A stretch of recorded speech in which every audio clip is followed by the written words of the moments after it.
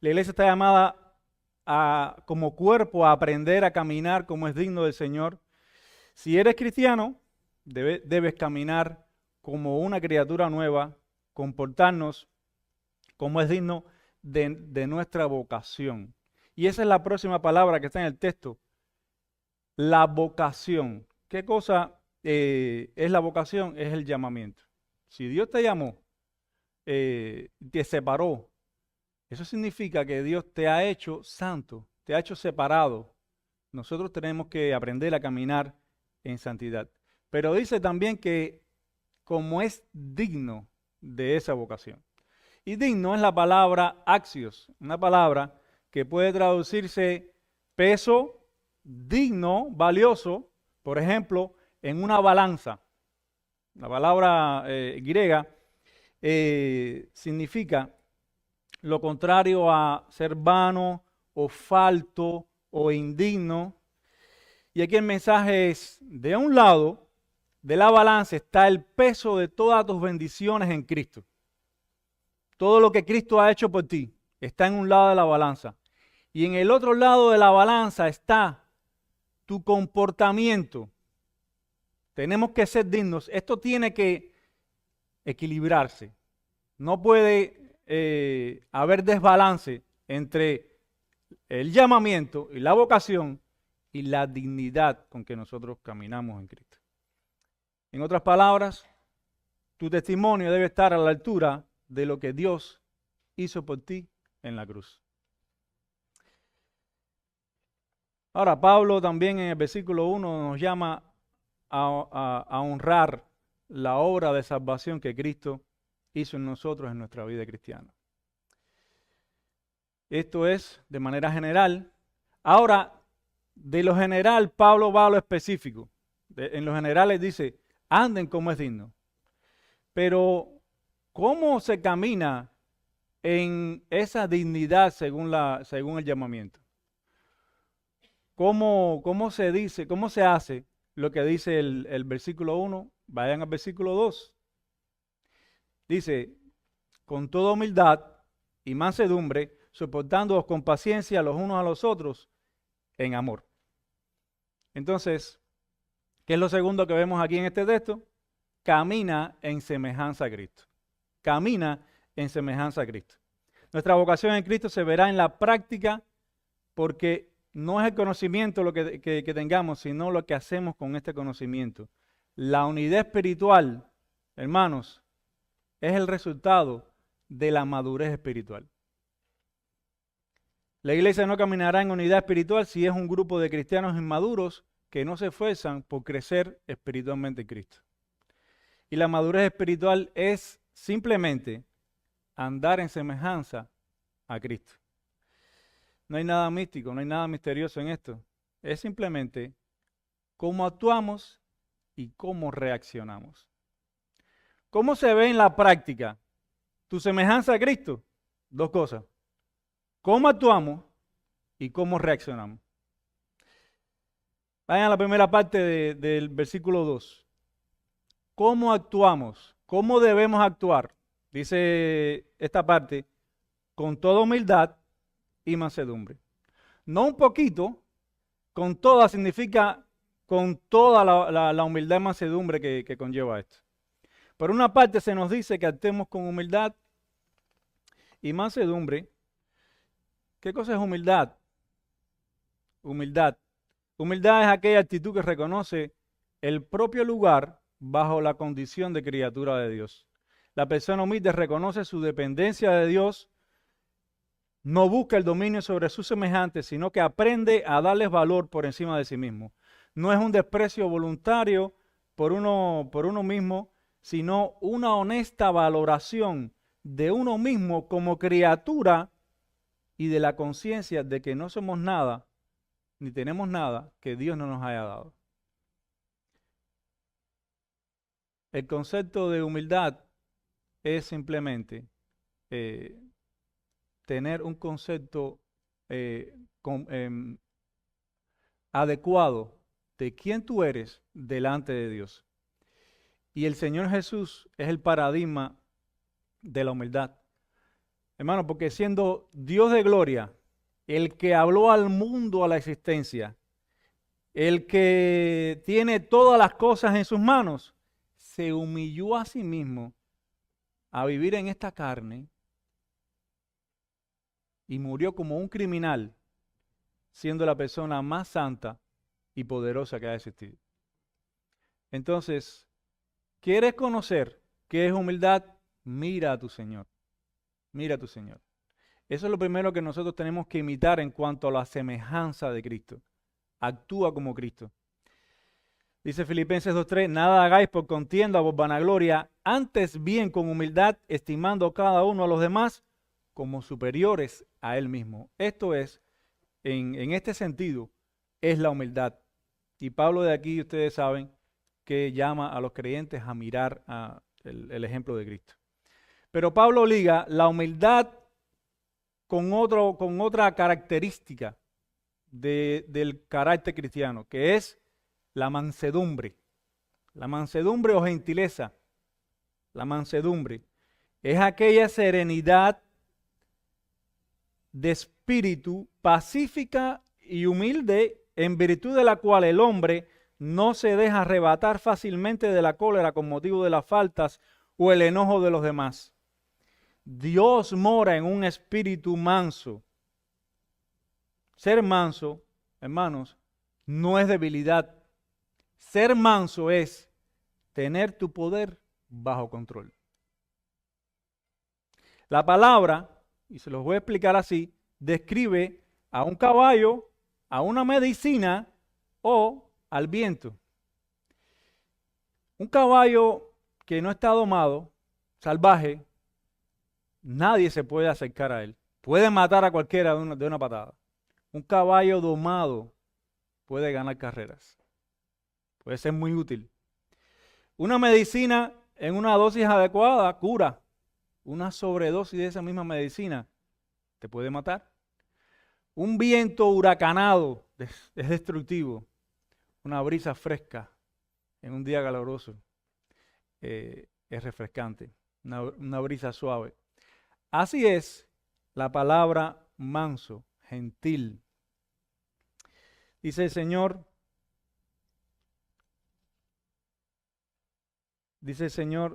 hablando de sí mismo, llevad mi yugo, eso está en Mateo 11:29, llevad mi yugo sobre vosotros y aprended de mí, que soy manso y humilde de corazón. Estas dos cosas son el corazón del corazón del carácter de nuestro Señor Jesucristo. Un espíritu manso y humilde dice, Señor, reconozco que tengo la fuerza para destruir y alejarme de ti, pero yo te doy las riendas de mi vida para que me uses y me lleves a donde tú quieras. Entonces, por un lado, es cómo actuamos en humildad y mansedumbre. Por el otro lado, es cómo reaccionamos. Y es la segunda parte del versículo. Dice,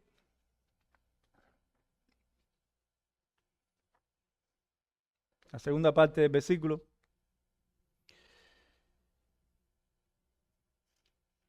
con toda humildad y mansedumbre, soportados con paciencia los unos a los otros en amor. Paciencia aquí significa literalmente un alma larga, un largo sufrimiento, una capacidad para sufrir, una capacidad para no desanimarse y reaccionar abruptamente. Implica sufrir circunstancias adversas esperando, pero de una manera voluntaria y no por mera necesidad. Cualquiera puede actuar como cristiano, hermanos, por 2 horas aquí el domingo. El asunto es cómo tú reaccionas cuando alguien te pisa el callo. Cuando alguien te dice algo que te ofende, cuando alguien te juzga mal, cuando alguien no te tiene en cuenta o te ignora, cuando alguien te humilla. ¿Cómo tú reaccionas en ese momento? Eso es lo que realmente dice de nuestra vocación, de nuestra semejanza a Cristo, de nuestra vida en Cristo. ¿Cómo reaccionas tú ante la oposición? Dice 1 Tesalonicenses 5:4, con relación a esto, sean pacientes con todos. Sean pacientes con todos. ¿Cómo respondes tú a una persona que te saca de tus casillas, que tú sabes que tiene el poder para que sus palabras sean un aguijón en tu carne? Sean pacientes con todos. Yo sé que hay cosas difíciles, hermano, pero la Biblia dice, sé paciente con todos. Que es difícil, sí, pero no es imposible. Y tú sabes, no es tan difícil. Y te lo voy a poner de esta manera, no es tan difícil si piensas así, que Dios no te ha pagado como tú mereces y ha tenido mucha paciencia contigo. Y esta es la esencia de Dios. Este es el carácter de Dios. Dice en Éxodo 34:6, Dios predicando a Moisés acerca de sí mismo. Jehová, Jehová, fuerte y misericordioso y piadoso, tardo para la ira y grande en misericordia y verdad. Esa es la esencia de tu Dios y de mi Dios. Por lo tanto, la Biblia te dice, reacciona con paciencia para que tú reacciones y tú expreses en tu reacción cómo es tu Padre, la esencia de lo que tú eres. ¿No te alegra que Dios haya tenido paciencia contigo? Hermano, dale tú lo mismo a los demás en el cuerpo de Cristo. Ahora, pero el Espíritu Santo no solo dice que soportáramos con paciencia, hay otra palabra que muestra nuestra semejanza a Cristo, y es el amor. Dice, soportando con paciencia los unos a los otros en amor. Y aquí la frase está en voz media, no es un mandamiento, no estamos obligados a soportar a los demás, pero lo hacemos por amor a Cristo. Lo hacemos para honrar a Cristo. Dice Romanos 15:1.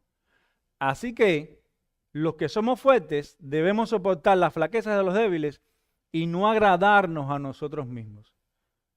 El amor, hermanos, en este texto es ágape, y es una palabra que se usa para el amor divino o el amor que Dios nos da. Y en este sentido es la misma palabra de 1 de Juan 4:8, cuando dice que Dios es amor. Aquí el amor, hermanos, es más que una emoción o un sentimiento. Es un acto voluntario de tú hacerle bien a la otra persona y esto a su vez te produce bendición, te produce paz, te produce gozo, te produce satisfacción. Es buscar el bien de la otra persona. Bien, hasta aquí todo está claro, no hay dudas con relación a esto.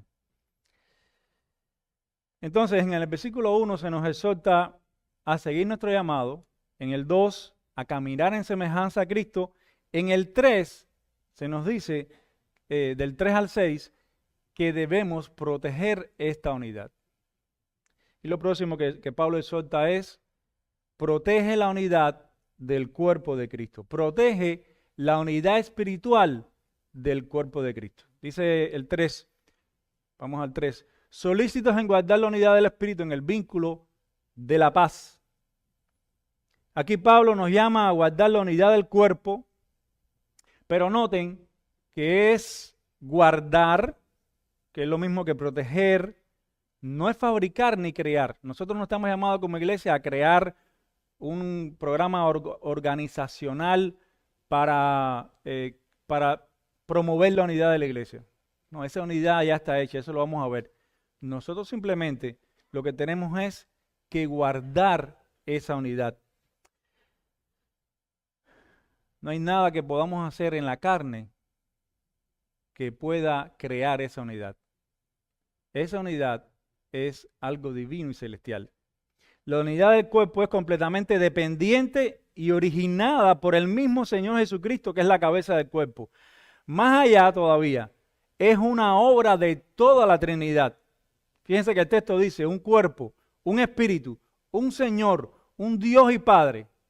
O sea que nosotros no fabricamos ni creamos la unidad, nosotros simplemente guardamos esa unidad.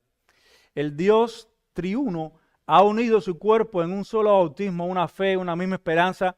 Ninguna de estas cosas se pide de nosotros ni la podemos crear en nosotros. Y aquí la palabra guardar es un término militar que se usa en otros pasajes cuando los soldados guardaban la tumba de Cristo, cuando los soldados guardaban la cárcel de Pedro. Es un término militar que significa proteger, cuidar, guardar.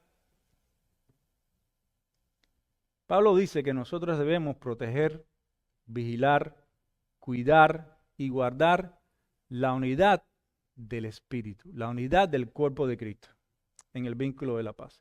Ahora, no solamente nos dice que lo hagamos, sino cómo hacerlo, con qué espíritu hacerlo, dice, con toda solicitud. Eso quiere decir con ánimo, con alegría, con gozo, siendo gozosos en la obra del Señor en guardar esa unidad. ¿Cómo nosotros guardamos la unidad de la iglesia? ¿Cómo mantenemos en la práctica la unidad espiritual del cuerpo de Cristo? Varias cosas que podemos hacer. Amándonos los unos a los otros. Honrando la iglesia como cuerpo de Cristo. Evitando las contiendas sobre temas secundarios y no esenciales. Soportándonos con paciencia los unos a los otros. Ayudándonos en las pruebas los unos a los otros. Preocupándonos por el progreso espiritual los unos de los otros. Orando los unos por los otros, especialmente aquellos que son difíciles de soportar. Ora por tu hermano. Ora para que el Señor te dé una buena relación con ese hermano que es difícil. Quizás él o ella te puedan dar algo de lo que Dios le ha dado. Rechazando el oír chismes que manchan la moral de los hermanos. Hablando lo que sea de edificación y no lo que destruya o entristezca al hermano. Hay hombres que sus palabras son como cuchillos. Hermano, ayuda al cuerpo con un hablar que edifique al hermano. Siendo prontos en perdonar y tardos en acusar o criticar. Escogiendo soportar el oprobio en vez de buscar venganza. El colmo de la iglesia de los Corintios es que cuando había un problema entre esos hermanos, llevaban al hermano a juicio a la gente del mundo. Ellos simplemente no sabían lo que era amor. Hermanos, debemos ser tan celosos en guardar la unidad como somos celosos en proteger la verdad de la iglesia. Dice Tito 3, 10 y 11, al hombre que cause divisiones después de una y otra amonestación, deséchalo, sabiendo que el tal se ha pervertido y peca y está condenado por su propio juicio. Hermano, la división no sale como una matica silvestre. La división siempre tiene alguien que... Y esos hombres son hombres perversos. Son hombres usados por Satanás, por el enemigo de nuestras almas, para dividir la iglesia. El verso termina en el vínculo de la paz. ¿Qué es el vínculo de la paz? El vínculo de la paz es algo que tú y yo tenemos que guardar, pero que tampoco hicimos. El vínculo de la paz la hizo Cristo, que es nuestra paz. Cuando nosotros estábamos sin Dios y sin iglesia, sin nada en el mundo, Dios nos entró por su espíritu a su cuerpo y nos dio la paz del cuerpo de Cristo. Dice Efesios 2:14, un poco más a la izquierda, en el libro de Efesios, porque Él es nuestra paz, que de ambos pueblos hizo uno, derribando la pared intermedia de separación. En el contexto de Efesios se refiere a la pared intermedia entre judíos y gentiles. Hermanos, no hagamos paredes que el Señor no ha hecho. Mantengamos limpia nuestra conciencia, nuestra práctica, para aceptar a todos los hermanos en Cristo, para tener paz unos con otros. Calvino decía, en lo esencial, unidad; en lo no esencial, tolerancia; en todo lo demás, amor. En el cielo no habrá iglesias reformadas, o bautistas, o metodistas, o pentecostales, o iglesias judías o gentiles, o iglesias blancas o negras, o iglesias pobres o ricas. Va a haber un solo cuerpo, una sola iglesia. Entonces, el primer llamado del texto es: guarden la unidad. El primer llamado es: anden como es digno del Señor. Actúen, reaccionen en la semejanza a Cristo. Guarden esta unidad en el vínculo de la paz. ¿Y por qué debemos mantener la unidad espiritual del cuerpo? Porque el Señor oró por esto. Y esto es simplemente una oración contestada de Cristo. En Juan 17:20, el Señor oró: mas no ruego solamente por estos, los apóstoles, sino también por los que han de creer en mí por la palabra de Dios. Esos somos nosotros. Para que todos sean uno, como tú, oh Padre, en mí y yo en ti. Que también ellos sean uno en nosotros, para que el mundo crea que tú me enviaste. La efectividad del mensaje del Evangelio de esta iglesia depende de lo que nosotros creamos y practiquemos acerca de la unidad de la iglesia. Y no solo esta iglesia, toda la iglesia de Cristo. Efesios 4, del 4 al 6, es la respuesta a esta oración. Hay algunos que dicen que esta oración de Cristo es la oración no contestada, porque ven las divisiones de la iglesia en toda la historia del cristianismo, y actualmente hay muchas denominaciones, muchas divisiones. No, para nada. Esta oración de Cristo es contestada en este texto. Un cuerpo y un espíritu, como fuisteis también llamados a una misma esperanza de vuestra vocación. Un Señor, una fe, un bautismo, un Dios y Padre de todos, el cual es sobre todos y por todos y en todos. Y yo digo a esto: amén. Gloria a Dios por su gracia en Cristo. La unidad de la iglesia está asegurada por la misma Trinidad. Atacar la unidad de la iglesia, hermano, es atacar a Dios mismo. Todos los creyentes comparten un cuerpo, una misma esperanza, una fe y un bautismo. Puede haber muchas congregaciones, pero hay un solo cuerpo, y muchas confesiones y denominaciones, pero hay una sola fe, una esperanza y un bautismo. Un espíritu, un Señor y un Dios y Padre que es sobre todos, por todos y en todos. Ahora, noten el verso 6. El verso 6 termina con una declaración de los atributos de Dios. Un Padre de todos. Hermanos, porque todo lo creado del cielo y la tierra proviene de Él.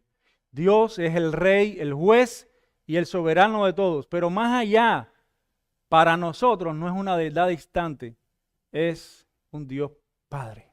Es nuestro Padre. Ese del Salmo 27, aunque mi padre y mi madre me dejaran, con todo Jehová me recogerá. Dice el texto que Él es nuestro Padre y nos puede proteger de toda situación porque está sobre todos. Dios gobierna todo y todos. Eso es soberanía exhaustiva. Salmo 103:19. Jehová estableció en los cielos su trono y su reino domina sobre todos. Pero ese Padre también es por todos, y eso significa que Dios lo penetra todo. Su omnipresencia es, su providencia es omnipresente. Eso es lo que dice Romanos 8:28. Y sabemos que a los que aman a Dios, todas las cosas les ayudan a bien. Esto es a los que, conforme a su propósito, son llamados. Todas las cosas que están ocurriendo en nuestra vida, en nuestra iglesia, en tu vida, en mi vida. La providencia de Dios está tejiendo todos esos hilos de hechos y de circunstancias. Y los está tejiendo de una manera que nosotros no entendemos, pero que veremos el resultado al final cuando estemos cara a cara, frente a frente a Él. Confiemos en estas cosas. En su soberanía exhaustiva, en su providencia omnipresente, en todas las cosas, en todo. Pero hermanos, la última parte dice, y en todos, la comunión íntima de Dios que está sobre todos y por todos, está en todos, está en ti y en mí. Su inmanencia, cognoscible y permisible. Inmanencia es que Dios es próximo. Dios no es un Dios distante, se hace próximo. Y se puede conocer, se puede percibir. Tú puedes tener contacto con Dios. Y yo sé que tú lo tienes, si tú eres un cristiano verdadero. Dios se ha dado a conocer en especial a través de la presencia de Cristo en nosotros. Y eso es, si van a la izquierda, a Efesios 3:20, dice, y aquel que es poderoso, su soberanía exhaustiva, para hacer todas las cosas mucho más abundantes de lo que pedimos o entendemos, su omnipresencia, su providencia omnipresente, según el poder que actúa en nosotros, su presencia en nosotros. A Él sea la gloria en la iglesia en Cristo Jesús, por todas las edades, por los siglos de los siglos. Amén. Bien, hermanos, hasta aquí la unidad del cuerpo de Cristo. Espero que ustedes hayan sido edificados como he sido edificado yo con este pasaje. Ahora veamos en segundo lugar cómo el Señor hace crecer y madurar esa iglesia. Dice Efesios 4, del 7 al 10, pero a cada uno de nosotros fue dada la gracia conforme a la medida del don de Cristo, por lo cual dice, subiendo a lo alto llevó cautiva la cautividad y dio dones a los hombres. Y eso de que subió, ¿qué es? Sino que también había descendido primero a las partes más bajas de la tierra. El que descendió es el mismo que también subió por encima de todos los cielos para llenarlo todo. Hermanos, en estos versos, Pablo describe en una larga oración lo que el Señor resume en Mateo 16:18. Yo edificaré mi iglesia y las puertas del Hades no prevalecerán contra ella. En los versos del 7 al 10 se nos dice cómo Cristo, la cabeza, hizo vivir, le dio vida a ese cuerpo que es su iglesia. Y estas palabras son el cumplimiento del Salmo 68:18. No los busquen, yo se los voy a decir. Subiste a lo alto, cautivaste la cautividad y tomaste dones para los hombres. Eso es lo que hacían los reyes cuando conquistaban otro reino. Despojaban a unos y daban lo despojado a los conquistadores. Pablo revela aquí que el misterio del cual él habló en el capítulo 3, un capítulo antes, no se refiere a algo nuevo o desconocido, sino a algo prometido, profetizado en el Antiguo Testamento. Y hermanos, aquí vemos precisamente el cumplimiento del triunfo del Mesías sobre todos sus enemigos, como que ese es el misterio, que los gentiles iban a participar del cuerpo de Cristo, iban a ser pueblo de Dios. Y esto es un ejemplo de cómo las Escrituras interpretan la Escritura. Cómo solo el diamante puede cortar diamante, la Escritura interpreta la Escritura. Cristo llevó cautiva una cautividad de conquistados y de ellos tomó botín y los repartió a los suyos. ¿Cuál era ese botín? El botín que repartido son los dones que Él ha repartido para la edificación de ese cuerpo. Los enemigos de guerra, nosotros, fuimos transformados en siervos voluntarios y gozosos del Mesías, que ahora le sirven a Él, sirviendo a su pueblo. Nosotros somos los conquistados, nosotros somos también a los que se nos ha dado dones para servir. El texto comienza hablando de los dones, comienza con un pero y dice que estos dones los da el mismo Cristo. ¿Qué son los dones espirituales? ¿Cuál es el propósito de estos dones? ¿Cómo se usan estos dones para la edificación del cuerpo de Cristo? Bueno, la respuesta a estas preguntas es lo que sigue en el resto del pasaje hasta el 16. Y es lo que quiero que recuerden de esta segunda parte de la clase. Hermanos, una iglesia saludable es una iglesia que crece y madura. La iglesia puede ser que no esté creciendo numéricamente, pero siempre debe estar creciendo en madurez espiritual. Una iglesia sana es un cuerpo que está creciendo y madurando.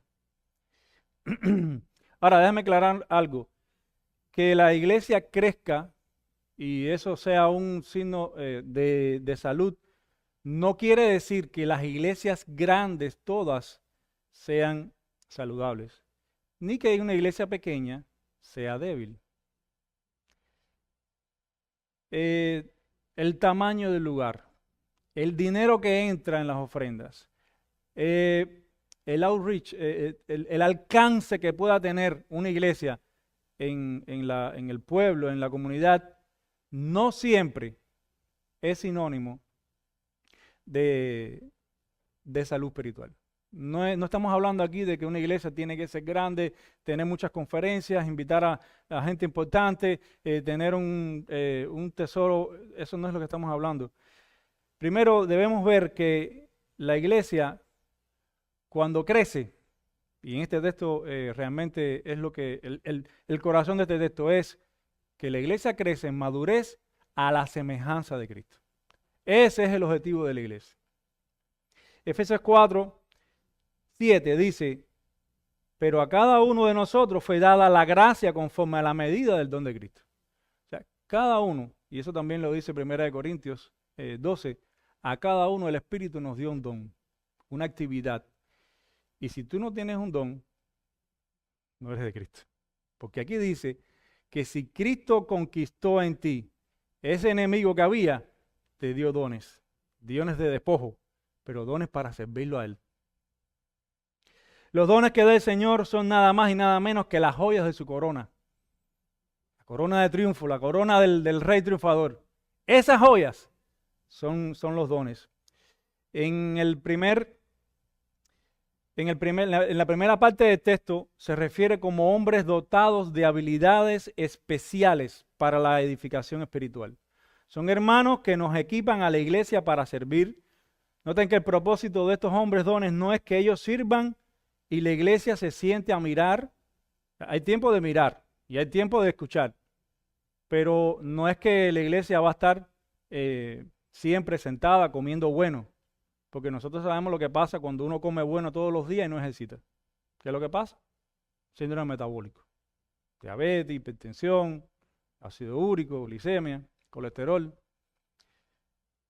Una iglesia normal no es una iglesia que come y no hace nada.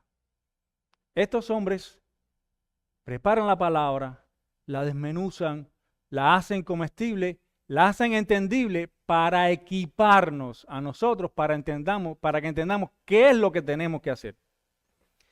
Y si ustedes quieren abundar más en esto, otros textos, Romanos 12, del 4 al 8, 1 Corintios 12, del 4 al 12, hablan de cómo la iglesia ejerce todos los dones. Yo les recomiendo este libro de Sugel Michelin, El cuerpo de Cristo, para que abunden en estos temas de la iglesia. Ahora, aquí en Efesios se refiere a estos hombres, no solamente a las actividades y dones, sino a estos hombres dones que Cristo dio a la iglesia. Dice el 11, vayan al 11 conmigo. Y él mismo constituyó a unos apóstoles, a otros profetas, a otros evangelistas, a otros pastores y maestros. Y aquí se mencionan los apóstoles, que son los apóstoles de Cristo, junto a los profetas de Cristo, porque ellos hicieron el fundamento del edificio de Dios. Eso lo vemos nosotros en Efesios 2, al final, Efesios 2:20. Dice que Cristo siendo la principal piedra del ángulo y el fundamento lo sentaron los apóstoles y los profetas. O sea que este fundamento ya está hecho ya, no hay que volverlo a hacer. Por eso es que no hay apóstoles y profetas, profetas que, inspirados por el Espíritu Santo, digan una profecía que va a ocurrir, o digan directamente, así dice el Señor, y den un mensaje. Una vez que el canon de la Escritura nos fue dado, fue completado, el ministerio de apóstoles y profetas cesó. Pero también se menciona evangelistas como dones de edificación de la iglesia. Estos son hermanos que siembran iglesias en lugares no evangelizados. Adoniram Hudson,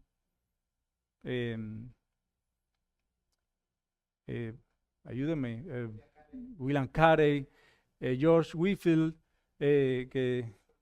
Hudson Taylor, son evangelistas, son hombres que pagaron el precio de su vida para llevar el evangelio de Cristo a lugares no conocidos, donde no se conocía el evangelio. Y una vez que había iglesia, hicieron que procuraron que en la iglesia hubiera pastores, diáconos, una iglesia organizada. Y entonces esa es la labor de los evangelistas. Y predicar el evangelio. Nosotros como cuerpo, como creyentes, somos llamados a ser evangelistas a todos los demás. Pero estos hombres son un don especial. Y el próximo don es pastores y maestros. Se mencionan ligados por una palabra ahí, o sea, pastores y maestros.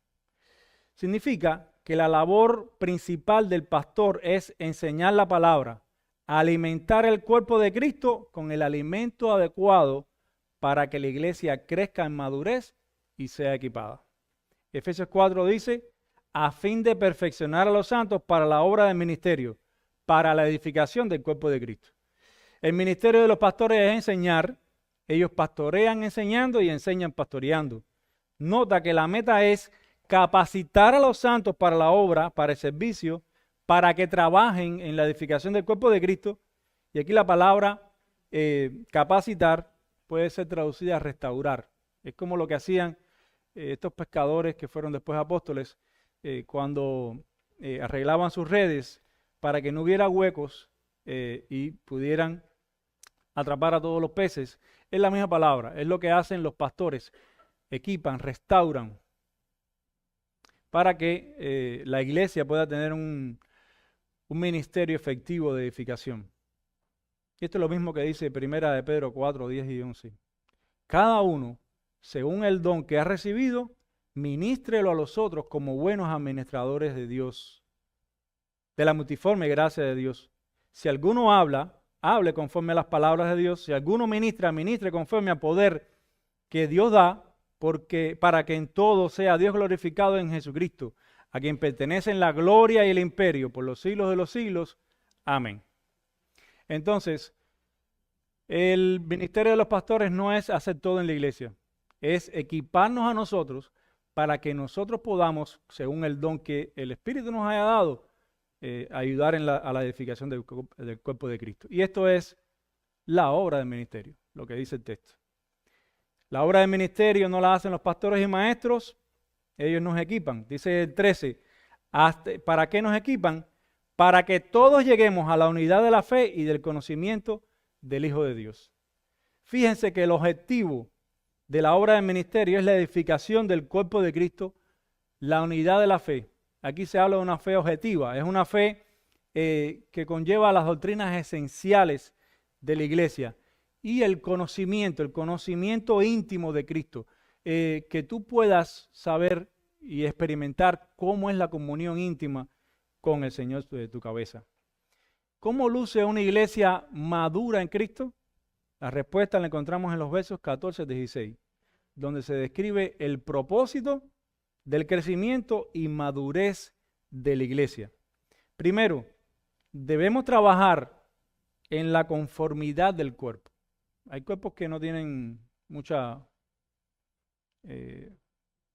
forma. Y nosotros realmente, cuando ejercitamos el cuerpo coge cierta forma, ¿no? Y una forma atlética, una forma deportiva, una forma en la que el cuerpo realmente puede funcionar bien. Dice, a un varón perfecto a la medida de la estatura de la plenitud de Cristo. Así que ya no es solo crecimiento, sino fortaleza, estatura y madurez en la doctrina y la práctica. A un varón perfecto a la medida de la estatura de la plenitud de Cristo. ¿Cuál es esa estatura?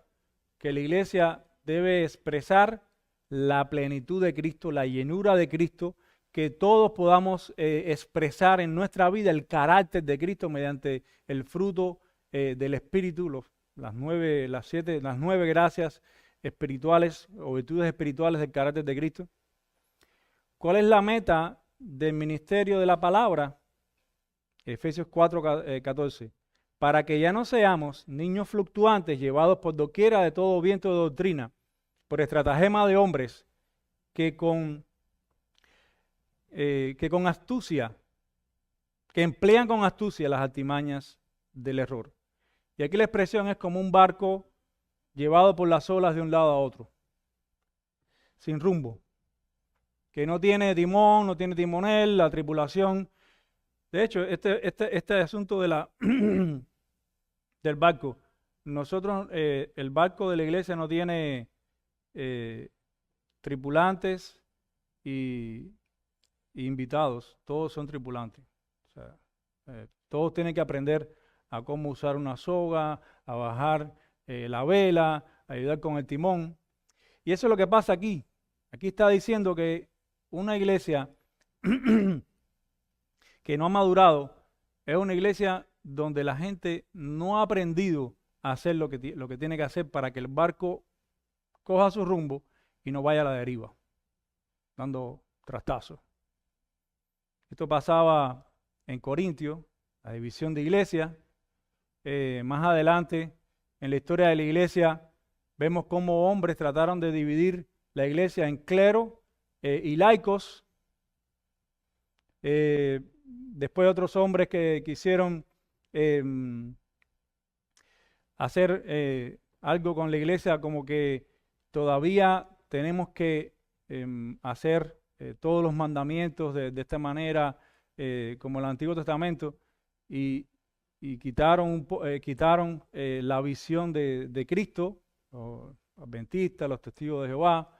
O sea, una iglesia madura es una iglesia que sabe a qué decirle amén y sobre todo a qué no decirle amén. Es una iglesia que sabe identificar y sancionar a los falsos profetas, a los falsos maestros.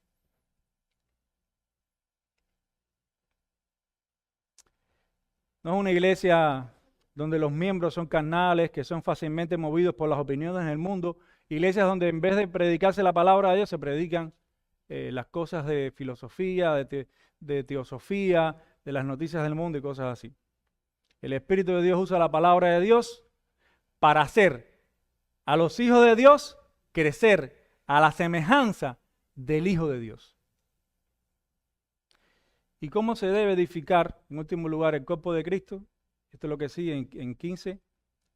Dice, sino que siguiendo la verdad en amor, crezcamos en todo, en aquel que es la cabeza, esto es Cristo. Verdad y amor. Verdad sin amor es rudeza, es brutalidad. Amor sin verdad es hipocresía y engaño. La verdad y el amor. Si Cristo habló siempre en verdad y amor, hermanos, nosotros también tenemos que aprender a hablar en verdad y amor. Y el último verso habla de la mutualidad. Mutualidad es aquello que hace que nosotros vemos que en la iglesia Todos trabajan juntos y cada cual tiene su función.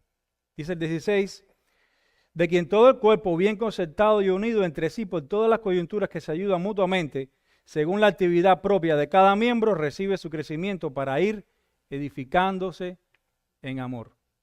Una vez más, Pablo usa la figura del cuerpo humano, habla del funcionamiento normal de un cuerpo que puede moverse de forma coordinada. Primero, porque está vivo. Segundo, porque los miembros hacen la función que le toca. Tercero, porque cada miembro hace lo que hace para la gloria de Dios y la edificación y servicio de los hermanos. Piénsalo bien, hermano. La cabeza, nuestro Señor Jesucristo, da el aliento de vida a su espíritu, a ese cuerpo, para que cada uno de los miembros de ese cuerpo viva. Pero no se queda ahí, sino que da su pensamiento y su voluntad por medio de la palabra enseñada y predicada por los pastores, para que los miembros de este cuerpo tengan un suministro espiritual y puedan funcionar. Si llevamos un poco más la figura a la fisiología médica, el Espíritu Santo es la sangre que da vida y la palabra de verdad son los nutrientes y el oxígeno que necesitan las células de los miembros para tener energía y funcionar. Pablo expresa que todo el cuerpo recibe su crecimiento de Cristo y es por causa de nuestra unión en Él que podemos crecer. Dice Jesús que Él es la vid y nosotros los pámpanos. Usted quita un gajo, rompe un gajo de su árbol y ese pámpano se muere, ese gajo se muere. Debemos aprender, hermanos, que todo depende de nuestra comunión e intimidad con Cristo. También debemos aprender aprender a cómo levantar murallas de Jerusalén con la verdad, pero el ingrediente que une esa verdad, esas piedras, es el amor. Recuerda, hermano, que no te ganaste el amor de Dios. Dios te ama con un amor que no merecemos. Entonces da tú la misma clase de amor a los otros, aprendiendo a ser pacientes unos con otros, a perdonar las faltas los unos de los otros. Sepan esto, que cuando hay algún desacuerdo entre hermanos, el más espiritual es el primero en tratar de reconciliarse y en pedir perdón. Y el más carnal es el que sigue en su juicio. Dice Efesios 4:32, hermanos, al final del pasaje, antes es venirnos unos con otros, misericordiosos, perdonándonos unos a otros, como Dios también os perdonó a vosotros en Cristo. Termino con una historia real. Cuando terminó la guerra civil de Estados Unidos, el general Lee llegó a una región y una mujer le enseñó un árbol que había sido antes un árbol fructífero y frondoso, que había sido destruido por el fuego de la artillería de la Unión. La mujer le preguntó qué se podía hacer para que su pérdida fuera restaurada. La respuesta del general Lee fue: corte el árbol y olvídalo todo. Lo mismo nosotros debemos hacernos, hermanos, cuando hemos sido víctimas del fuego amigo de la iglesia. Corta el árbol y olvídalo todo. Por el bien del nombre de aquel que murió en un madero, por ti y por mí, corta ese árbol y olvídalo todo. Vamos a orar. Señor, tú has hablado en tu palabra y nos has dicho tu voluntad, tu pensamiento, has reflejado tu corazón en estas palabras, Señor. Ahora danos la virtud para vivir por ella, Señor. Te rogamos por la unidad y por el crecimiento de Iglesia Bíblica del Señor Jesucristo. Que tu nombre sea glorificado en nuestras vidas, Señor. Te lo pedimos en el precioso nombre de Jesús. Amén.